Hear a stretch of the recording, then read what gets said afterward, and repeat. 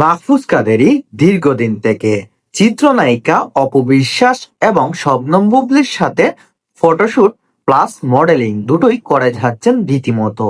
কিন্তু অপু বিশ্বাসের সাথে তার সম্পর্কটা খুব ভালো ছিল। কিছুদিন থেকেই অপু বিশ্বাস থেকে অনেক দূরত্ব সৃষ্টি হয়েছে মাহফুজ কাদেরীর। এখন তিনি বুবলির সাথে কিছুদিন থেকে খুব বেশি ফটোশুট নিয়ে ব্যস্ত সময় পার করছেন তিনি। এবার অপু বিশ্বাস এবং শবনম বুবলিকে ছেড়ে তিনি নতুন মুখ নিয়ে হাজির হলেন পর্দার সামনে। আর সেটা কে হতে পারে? অবশ্যই আপনারা গেস করুন তো। সেটা হচ্ছে পূজা চেরি। দীর্ঘদিন পূজা চেরির সাথে কোনো ফটোশুট, কোনো এডভাইস বা কোনো কিছুতেই মাহফুজ কাদেরীকে আমি কখনোই দেখিনি। কিন্তু প্রথমবারের মতো পূজা চেরিকে নিয়ে তিনি বিভিন্ন এডভাইস, বিভিন্ন ফটোশুট, বিভিন্ন লেহেঙ্গার এডভাইস সবকিছুই করছেন। এমনকি শোনা যাচ্ছে তিনি নাকি অপবিশ্বাসকে বিয়েও করতে পারেন।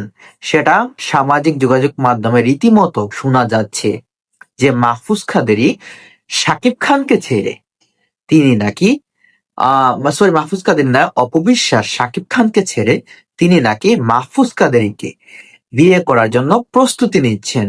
আর সেটা হতে পারে ঢালিউড ইন্ডাস্ট্রির মধ্যে সবথেকে একটা হাস্যকর বিষয়। যে নায়িকা শাকিব খানের সাথে 70-টিরও বেশি সিনেমায় অভিনয় করেছে, প্লাস তার একটা সুনাম, নাম ডাক সবকিছুই আছে এই সিনেমা ইন্ডাস্ট্রিতে, কিন্তু তিনি যদি মাহফুজ কাদেরীকে বিয়ে করতে চান, সেটা টলিউড ইন্ডাস্ট্রি সবথেকে একটা হাস্যকর বিষয়